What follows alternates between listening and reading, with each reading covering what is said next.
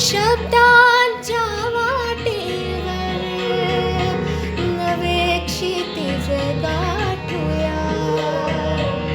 शब्दांच्या वाटेवर नवे क्षितिज गाठूया.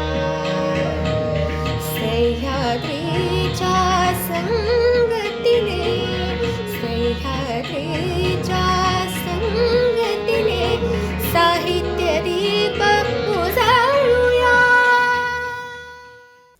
नमस्कार. शब्दांच्या वाटेवर या विशेष मालिकेमध्ये मी पूनम चांदोरकर आपल्या सगळ्या रसिक प्रेक्षकांचं मनापासून स्वागत करते. मंडळी, मराठी भाषेला संगीत आणि काव्याची एक समृद्ध अशी परंपरा लाभलेली आहे. संगीत म्हणजे मनाचा नाद. शब्दांच्या पलीकडे जाऊन जे थेट हृदयाशी संवाद साधतं ते म्हणजे संगीत. आणि आजच्या आपल्या या शब्दांच्या वाटेवरचे संवादक आहेत महाकवी वामनदादा कर्डक यांच्या प्रभावी गीतांना शास्त्रीय संगीताची चाली देऊन त्यांना नव्या स्वरूपात सादर करणारे प्राध्यापक आणि डॉक्टर संजय मोहोड सर. नमस्कार सर. नमस्कार. शब्दांच्या वाटेवर या सुरेल कार्यक्रमात तुमचं मनापासून स्वागत. धन्यवाद. खरं तर मराठी भाषा गौरव दिनानिमित्त शब्दांच्या वाटेवर ही विशेष मालिका आपण सुरू केलेली आहे. तुम्ही संगीत विभागाचे प्रमुख आहात आणि इतकी वर्ष या संगीत क्षेत्रात आहात. हा सगळा प्रवास आम्हाला जाणून घ्यायचा आहे. पण आपल्या कार्यक्रमाची सुरुवात एक सुरेल अशा गीताने किंवा तुमच्या सुरेल काव्यांनी व्हावी असं वाटतं. नक्की. हे महाकवी वामनदादा कर्डक यांचं गीत आहे आणि हे गीत म्हणजे माणसाला केलेलं वंदन आहे.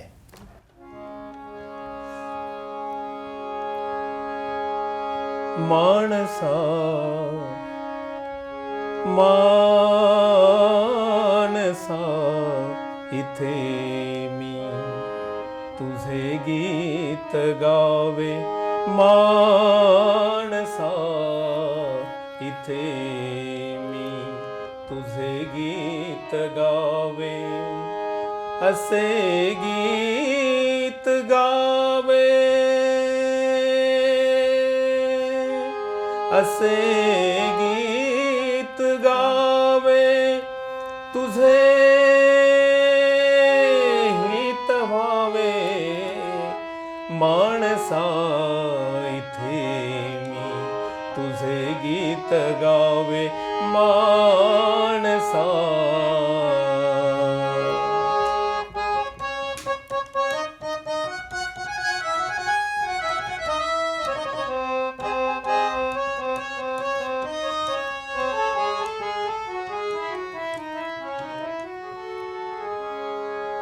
तुझे दुःख सारे गळूनी पडावे. तुझे दुःख सारे गळूनी पडावे. तुझ्या संकटाशी, तुझ्या संकटाशी इथे मी लढावे. माणसा माणसा माणसा माणसा इथे मी तुझे गीत गावे. माणसा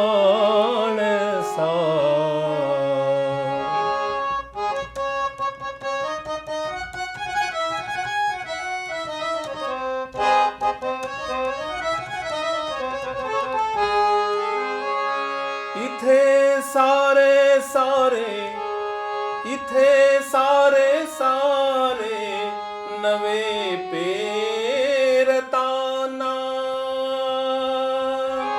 इथे सारे सारे नवे पेरताना. वामन परी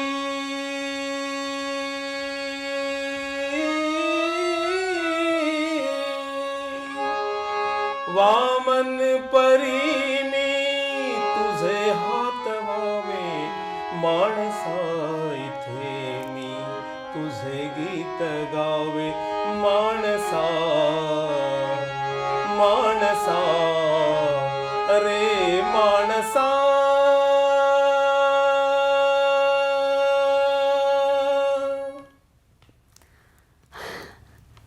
इतका सुंदर अनुभव आहे सर की फक्त ऐकत राहावं असं वाटत होतं आणि तुमच्या डोळ्यामध्ये किंवा त्या शब्दांमध्ये त्यांच्याविषयीच्या भावना अशा व्यक्त होताना दिसत होत्या.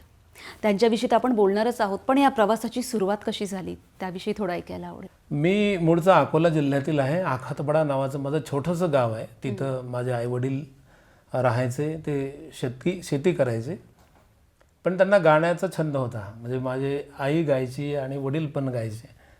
एकतारीवर भजनं गायचे. त्याच्यामुळे काय गावामध्ये भजन मंडळी माझ्या घरी सातत्याने येत राहायची. मी लहान असताना मी ते ऐकायचो आणि तिथेच खऱ्या अर्थानं संगीताची गाण्याची बीज माझ्यामध्ये उतरली किंवा पेरली गेली असं म्हणावं लागेल. आणि मग तो जो लहानपणीचा जो म्हणतात ना, रोपट्याच्या सालीवर कोरलेली अक्षरं झाडाच्या वाढीबरोबर वाढत जातात, तर तशी ती संगीताची अक्षरं माझ्यामध्ये ते वृद्धिंगत होत गेली. आणि मग तो प्रवास आता इथे मी सरस्वती भुवन कला व वाणिज्य महाविद्यालयामध्ये संगीत विभाग प्रमुख आहे. त्याचप्रमाणे इथे डॉक्टर बाबासाहेब आंबेडकर मराठवाडा विद्यापीठामध्ये गीत भीमायन या प्रकल्पाचा मी समन्वयक आहे आणि म्युझिक डिरेक्टर आहे. मोठा प्रकल्प आहे, त्याच्याविषयी मी त्याच्याविषयी आपल्याला सांगेल. ऐकायचंच आहे. अगदी खरं आहे. म्हणजे हा जो प्रवास इथून सुरू झाला आणि अख्खा पूर्ण म्हणजे म्हणतात आयुष्यभर त्या समाधानामध्ये त्या संगीताबरोबर तुमची सुरुवात आहे, तुमच्या बरोबरी ते आहे. हात काही तुम्ही सोडलेला नाहीये. हात सोडलेला नाही अजून. अगदी खरं. आणि संगीतापासून जर म्हणजे संगीताला जर सोडायचं तर त्याला खूप मोठी शक्ती लागेल मला असं वाटतंय. सर आता जेव्हा कार्यक्रमाची सुरुवात केली तेव्हा महाकवी वामनदादा कर्डक यांच्याच गीताने तुम्ही सुरुवात केली आणि त्याविषयीचा आदर अगदी डोळ्यातून दिसत होता. पण तरीही 10,000च्या वरती त्यांची गीत 10,000च्या पेक्षा जास्त गीत आहेत त्यांची. पण त्यांच्यावरच PhD करावी अशी काय प्रेरणा होती? हा फार महत्त्वाचा प्रश्न तुम्ही विचारलात. खरं म्हणजे वामनदादा जे लिहित होते त्यांच्यासमोर फक्त माणूस हा केंद्रबिंदू होता, समाज केंद्रबिंदू होता आणि देश, आपल्या देशावर त्यांचं खूप प्रेम होतं. म्हणजे शेकडो गाणी त्यांनी फक्त देशावर लिहिलेली आहेत, हजारांनी गाणी त्यांनी समाजावर लिहिलेली आहेत आणि तशीच गाणी त्यांनी माणसावर लिहिलेली आहेत. त्यामुळे कुणीही गाण्यातला कुठलाही माणूस वामनदादाच्या प्रेमातच पडणार. असं म्हणतात की असं एकही गाव नाही जिथं वामनचं नाव नाही.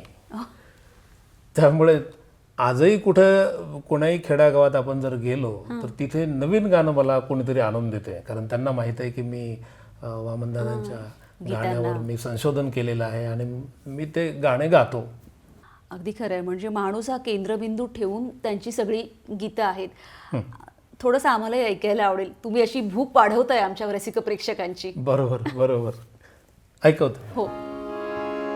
आता बाबासाहेब जर तुम्हाला आम्हाला समजावून सांगायचं असेल तर बाबासाहेब नावाचं प्रकांड पांडित्य असलेलं ते व्यक्तिमत्व, प्रकांड पंडित. मग कोणी म्हणेल की ते भारतीय घटनेचे शिल्पकार, ते ज्ञानबिंदू, त्यानंतर समाजशास्त्रज्ञ, घटनाकार, अर्थशास्त्रज्ञ, अनेक मोठी बिरुदं आहेत त्यांना. मानववंशशास्त्रज्ञ म्हणून सुद्धा बाबासाहेबांचं काही हे मान्यता आहे त्यांना. पण आपल्याला बाबासाहेब समजावून सांगताना खूप काही सांगावं लागेल, परंतु ही खरी मराठीची ताकद आधी म्हणावी लागेल. ही वामनदादांच्या शब्दांची ताकद म्हणावी लागेल की ते बाबासाहेबांना फक्त 2 ओळीमध्ये मांडतात. मी तुम्हाला ऐकवतो. चांदण्याची छाया, कापराची काया, चांदण्याची छाया, कापराची काया, माऊलीची माया होता माझा भीमराया, माऊलीची माया होता माझा भीमराया.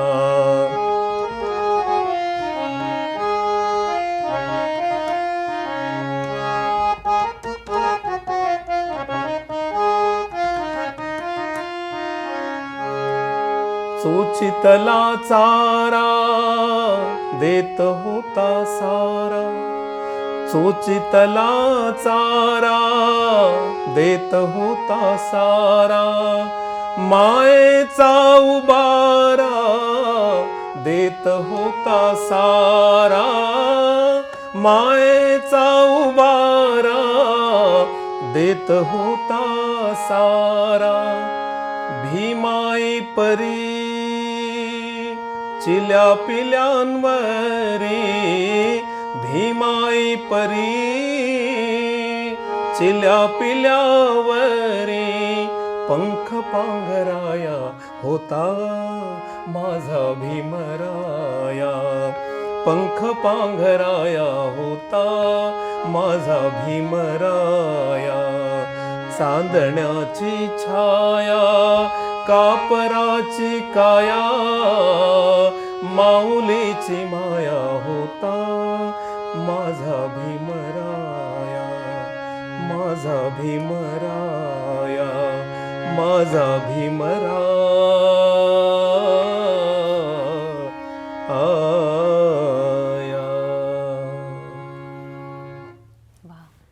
शब्दांच्या वाटेवर निशब्द करणारी आपली मराठीची ताकद खरंच आहे. जसं आता तुम्ही सांगितले की 2 शब्दामध्ये मांडलं गेलेलं आहे. हे 2 ओळीमध्ये मांडलं. परंतु खरंच तुम्ही बोललात प्रमाणे आता मला आठवण झाली, वामनदादांनी हम्म, मराठी भाषेची किती खोली आहे, हम्म, ते काय देऊ शकते, त्याचा तळ कुठपर्यंत आहे. मला असं वाटतं एक संशोधक म्हणून हां, मला ती गोष्ट आता तुम्ही विचारल्यानंतर मला लक्षात आली की 2 ओळीच नाही, 2 शब्दामध्ये मुखडा हम्म, ही किमया सुद्धा मराठी भाषेमध्ये वामनदादांनी त्यांच्या एका रचनेत करून दाखवलेली आहे. म्हणजे ही रचना हरिहरननी गायलेली आहे. भारताचे मोठे गायक हरिहरन यांनी ती रचना गायलेली आहे. आणि ते त्यांना पण प्रश्न पडला होता. ते पण म्हणाले की संजय जी मैंने बहुत गाने गाए लेकिन 2 शब्द का कभी मुखड़ा हो सकता है ये मैंने आज तक देखा नहीं. वामनदादांनी ती किमया केलेली आहे. हे मूकनायक हे बाबासाहेबांचं जे वर्तमानपत्र होतं त्याचं स्वगत आहे. म्हणजे मूकनायक बोलते आणि तो मुखडा फक्त 2 शब्दांचा शब्दांचा आहे. आहे. बरं. हां, मी ऐकत होते. हो, आवडेल आम्हाला. मी मूकनायक, मी मूकनायक, मी मूकनायक. इथे मुखडा संपतो 2 शब्दावर. आता अंतरा सुरू होतो पुढे. मी मुक्यांची वाणी, मी मुक्यांची वाणी, मी मुक्यांची गाणी, मी मुक्यांची वाणी, मी मुक्यांची गाणी. मीच मार्गदाता, मीच मार्गदाता, मीच गायक, मी मूकनायक हो, मी मूकनायक. किती मोठी ताकद आहे, किती मोठी शक्ती आहे. मोठी ताकद. अगदी खरं आहे. आत्ता सर असं मराठीतला एक नवा प्रोजेक्ट जो खूप मोठा आहे आणि त्याच्यावर तुम्ही काम करत आहात त्याविषयी आम्हाला थोडं सांगा. हो, फार मोठा प्रकल्प आमच्या त्याचं नावही गीत भीमायन असं त्याचं नाव आहे. आणि डॉक्टर बाबासाहेब आंबेडकर मराठवाडा विद्यापीठानं तो सुरू केलेला आहे संगीत विभागाने. आणि मला वाटतं खूप 100 गाणी आहेत त्याच्यामध्ये. तो प्रसंग पण फार चांगला आहे. म्हणजे जेव्हा बाबासाहेबांची शतकोत्तर रौप्य जयंती साजरी केली जगामध्ये, तेव्हा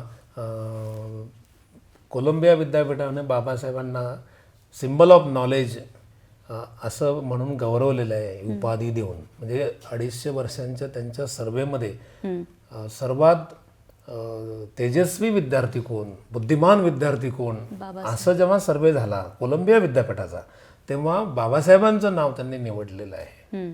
आणि मग त्यांनी त्यांच्या सन्मानार्थ, त्यांच्या गौरवार्थ कोलंबियाच्या परिसरामध्ये बाबासाहेबाचा स्टॅच्यू उभारला आणि त्याच्या खाली त्यांनी लिहिले सिम्बल ऑफ नॉलेज. आणि ही घटना जेव्हा पार पडली तेव्हा मग भारत सरकारने सुद्धा बाबासाहेबांनी इंग्लंडला जिथे अभ्यास केला, बाबासाहेबांनी ज्या खोलीमध्ये अभ्यास केला, ती खोली ज्या बंगल्यामध्ये आहे तो बंगलाच आपण एक स्मारक म्हणून आपण घेतलेला आहे, तो भारत सरकारने तो विकत घेतलेला आहे. आणि मुंबईला सुद्धा मोठं बाबासाहेबांच्या नावानं एक पार्क तयार होतं, डॉक्टर आंबेडकर पार्क. आणि मग असं चाललं असताना तेव्हा आमचे कुलगुरू जे होते, प्रोफेसर B.A. चोपडे होते कुलगुरू, ते म्हटले मला त्यांनी बोलावलं, आपल्याला काही करता येईल का म्हणाले, की असं बाबासाहेबांच्या नावाने सगळं जगात चाललंय, आपलं योगदान काय, आपण काय करू शकतो, आपलं विद्यापीठ तर बाबासाहेबांच्या नावाने ललामभूत आहे, तर आपल्याला काय करता येईल. आणि मी त्यांच्यासमोर हा प्रस्ताव ठेवला मग, की आपण बाबासाहेबांची पूर्ण त्यांचं कार्य आणि कर्तृत्व आपण गीतातून मांडू शकतो. आणि मग त्यांना आवडली ही कल्पना, ज्याला गीत भीमायन त्या प्रकल्पाचं नाव आहे.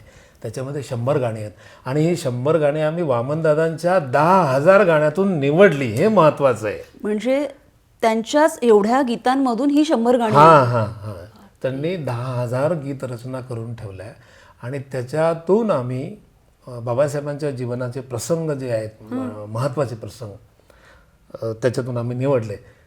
असं म्हणावं लागेल, असं म्हणता येईल आपल्याला, की जणू काही पुढे गीत भीमायन होणार होतं आणि त्यासाठीच बाबांनी काही गाणी लिहून ठेवली की काय, असा योगायोग आहे. म्हणजे घटनेवरचं गाणं असेल, त्यांच्या लग्नाचं गाणं आहे बाबासाहेबांचं, भाय खळ्याच्या मंडीमधले चबुतरे सजले, झाले शुभमंगल झाले, झाले शुभमंगल झाले. किंवा सोनबा एलवेची कहाणी आहे, जी पनवेलच्या नाक्यावर तो बाबासाहेबांना पाणी देण्यासाठी तो थांबला होता, परंतु मग बाबासाहेब, तो मोठा किस्सा आहे सोनबाचा, परंतु सोनबानं आपला जीव त्या ठिकाणी, प्राण सोडला त्या ठिकाणी. मग त्याच्यावर वामनदादा गाणं करतात की आज माझ्या मनाची कोमल कळी फूल होऊन पडावी भीमाच्या गळी. इतकी सुंदर रचना आहे, केदार रागामध्ये रघुनंदन पणशीकर सरांनी ती गायलेली आहे भीमायनमध्ये.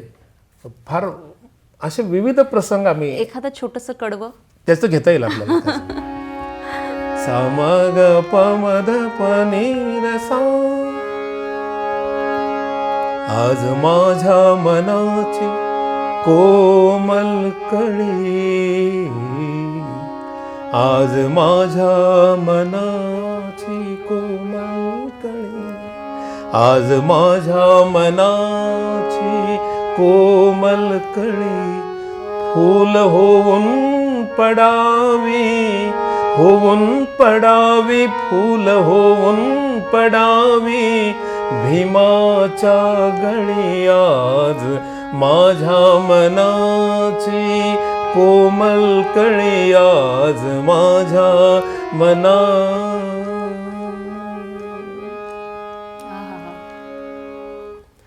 अशी सगळी गाणी, म्हणजे त्या गाण्यामध्ये एकतर अर्थ खोल दडलेला आहे, उच्छृंखल नाहीत, उथळ नाहीत.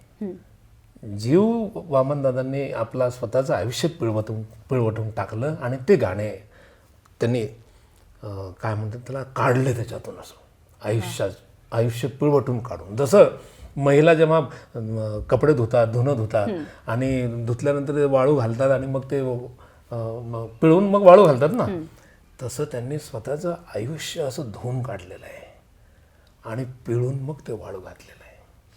हे साधारण गोष्ट नाही आहे. केवढं मोठं साहित्य आपल्याकडे आणि केवढी मोठी त्याची ताकद आहे, मोठी ताकद आहे. आणि हे मराठीमध्ये खूप जास्त आहे.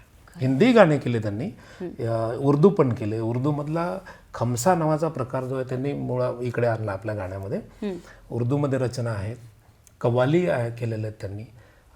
मराठीमध्ये तर त्यांच्या खूप रचना आहेत आणि सगळेच प्रकार हाताळले त्यांनी. अभंग, नाट्यपद, सगळे प्रकार हाताळले त्यांनी. लोकगीतं तर त्यांची इतकी सुंदर आहेत की तो खजाना अजून यायचा आहे बाहेर. माझी विनंती असेल आपल्याला की तुम्ही हा सगळा वामनदादांचा गीतांचा जो खजाना आहे तो शासनाने बाहेर आणायला पाहिजे. शब्दांच्या वाटेवर.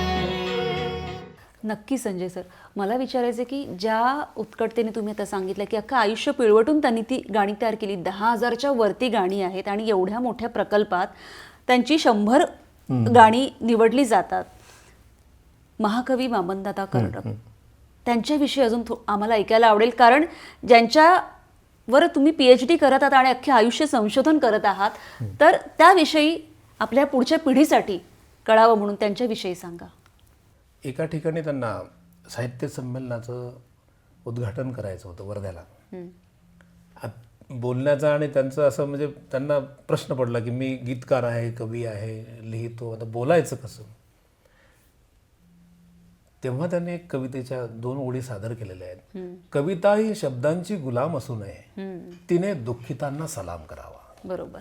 तर हा एवढा मोठा महापुरुष गीतकार की ज्याच्या नजरेसमोर फक्त मनुष्य आहे, मनुष्य केंद्रित त्यांनी गाणी लिहिलेली आहेत सगळी, आणि त्यामुळे ती गाणी लोकांसमोर येणे खूप जास्त गरजेचं आहे.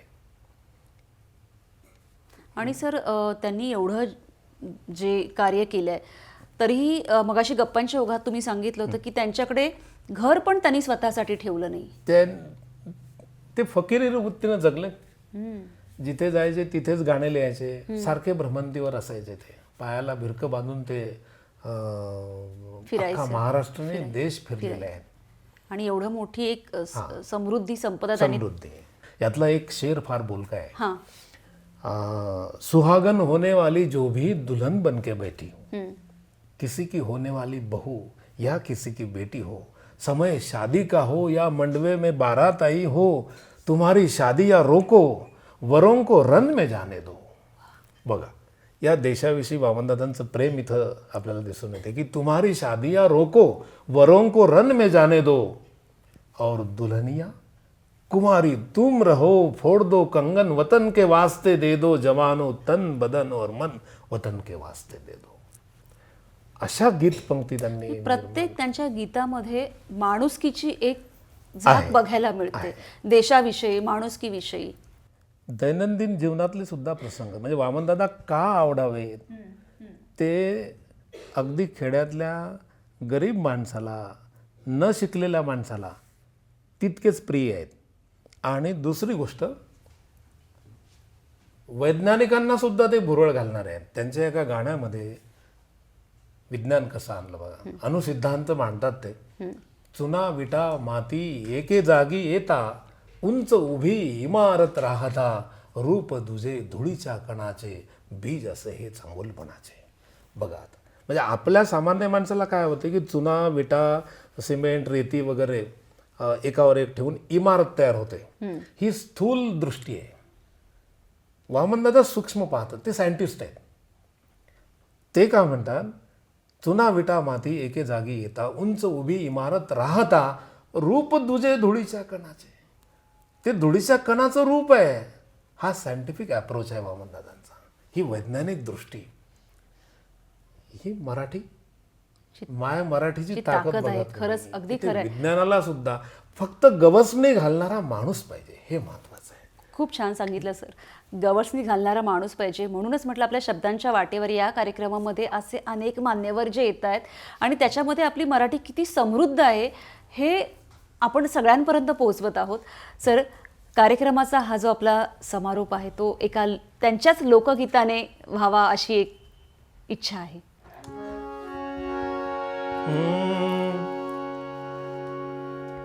वामनदादा प्रेम कसं व्यक्त करतात बघा. लळा म्हणतात प्रेमाला.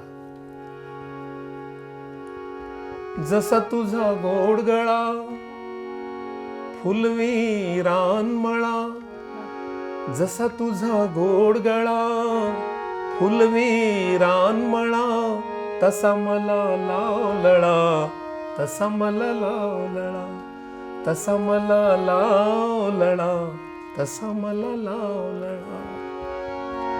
जसा का शेतकरी, प्रेमाची व्याख्या बघ. जसा का शेतकरी वेळेला मोठ धरी, जसा का शेतकरी वेळेला मोठ धरी तान्हेली शेतसरी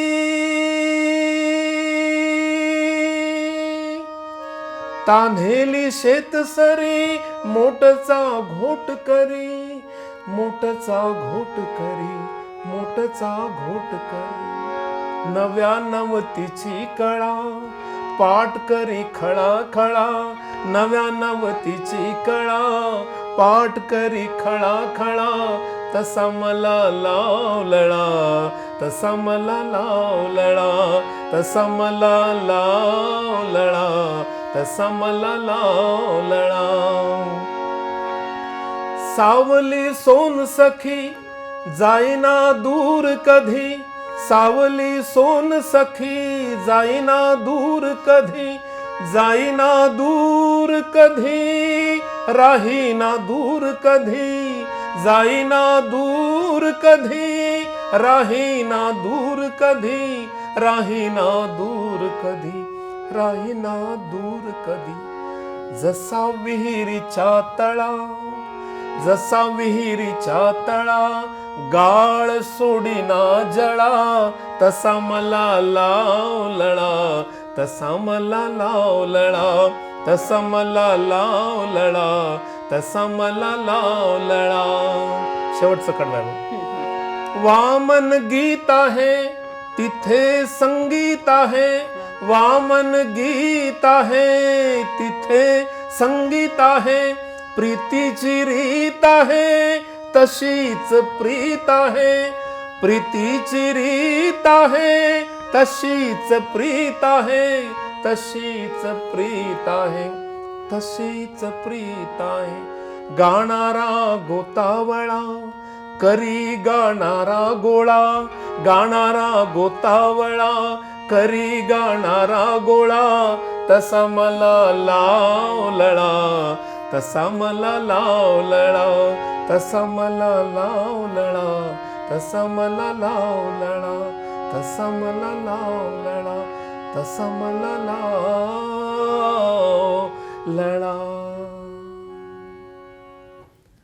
सह्याद्री वाहिनीचा लळा सुद्धा आमच्यावर असाच राहावा वामनदादांच्या गाण्यावर हा लळा असाच राहिला म्हणजे वामनदादांच्या गीतांचा मळा बहरत राहील. नक्कीच खरंच खूप छान सांगितलं सर. जिथे वामन आहे तिथे संगीत आहे आणि तुमच्या ह्या गीतांनी खरं तर आम्हा सगळ्यांनाच खूप लळा लावलेला आहे. तुम्ही इतकं छान आम्हाला ऐकवलं, त्यांची ओळख करून दिली आणि हा प्रवास इतका सुरेल केला त्यासाठी खरंच खूप खूप धन्यवाद. खूप खूप धन्यवाद. आपले धन्यवाद आणि सह्याद्री वाहिनीचे मनापासून धन्यवाद. श्रोत्यांचे धन्यवाद. शब्दांच्या वाटेवरच्या पुढच्या प्रवासात आपण अशाच एका नवीन मान्यवरांना भेटूया. तोपर्यंत धन्यवाद.